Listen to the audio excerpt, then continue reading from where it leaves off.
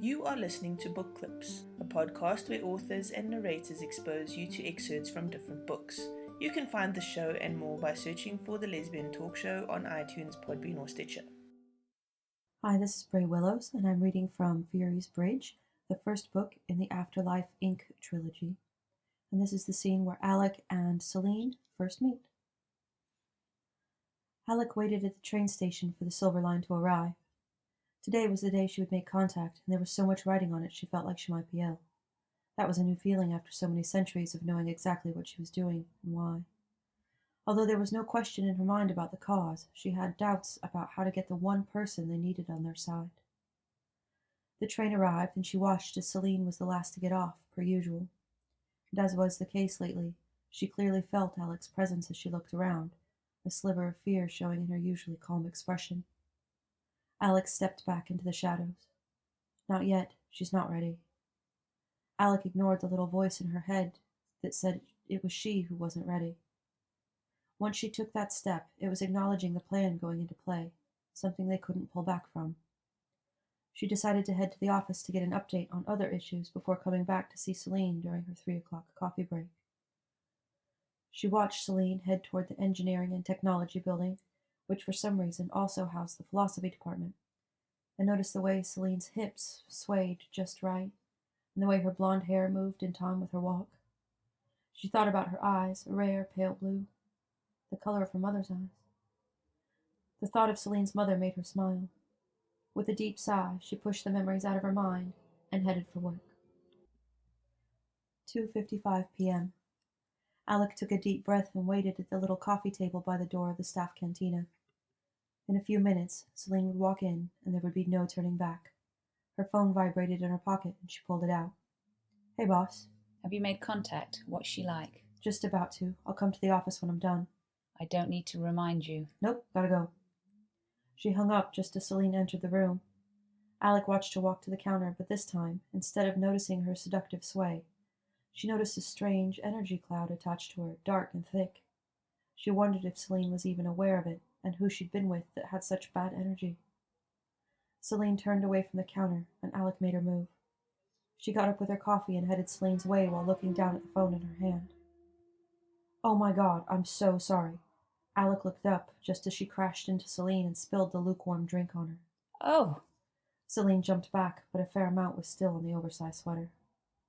"I wasn't watching where I was going. I'm so sorry. Here, let me..." Alec tried to dab at the coffee, but just spread it around. No, please, that's okay. It happens, really. Celine looked more distressed than her words suggested, and Alec felt bad for the cliched ruse. "Can I get it cleaned for you? Or buy you a new one? A whole new wardrobe?" She relaxed slightly when Celine finally looked at her and laughed softly. I know it's not the nicest sweater, but I don't think that means I need a whole new wardrobe. She looked at Alec almost speculatively. But I'll take you up on your offer to get it cleaned. Bingo. Alec smiled broadly. "Excellent. How shall I get it from you? I assume you don't want to strip down here." She grinned and wiggled her eyebrows, and the way Celine blushed made her pulse quicken. If you want to come back to my office with me, I've got a change in there. She held out her hand. I'm Celine. Alec took her hand. "Alec, lead the way."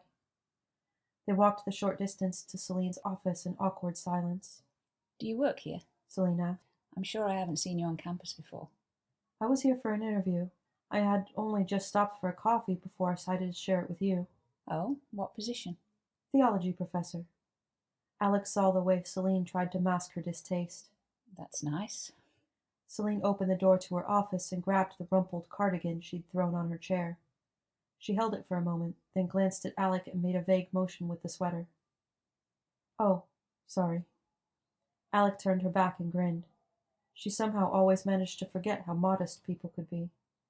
She enjoyed walking around stark naked whenever she could, but then she had other assets that made her feel less naked than the average human.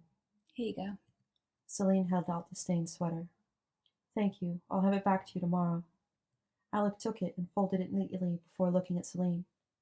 "I don't suppose I could entice you to have lunch with me. I promise to not make you wear it." Celine looked frozen, and she looked everywhere but at Alec.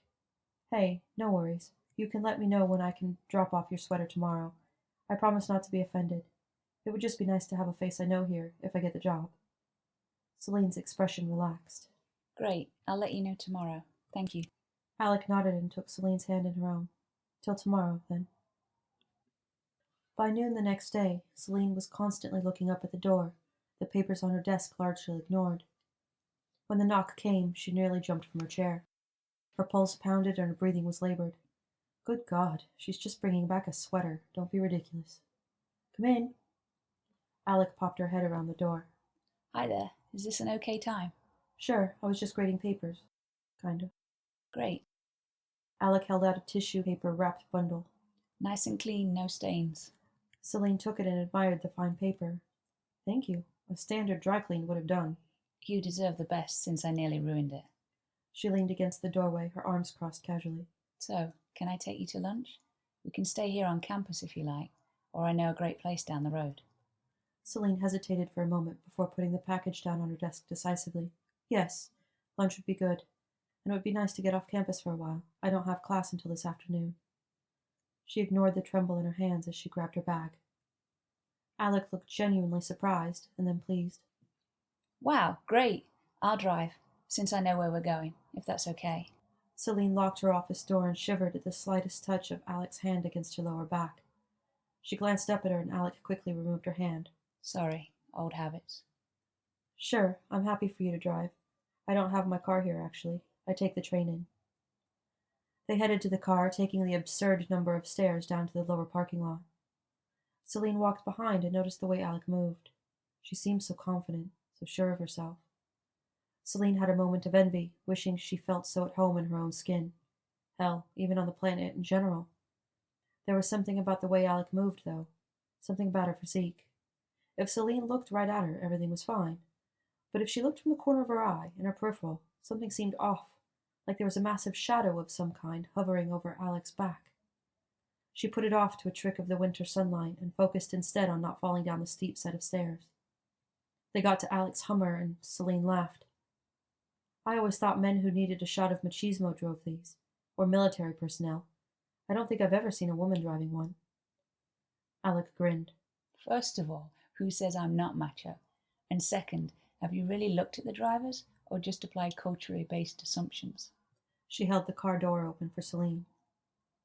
Celine levered herself into the massive vehicle, using the metal step on the side to climb up. She'd never been in a car so high off the ground. It made her think of being in a double-decker train. The black leather seats were gorgeous, and the inside was immaculate. Alec climbed in on the other side. You know, now that you say it, I don't know. Perhaps I have just assumed. Celine tried to think of other Hummers she'd seen, but couldn't actually think of any drivers. Are you macho? She asked with a grin.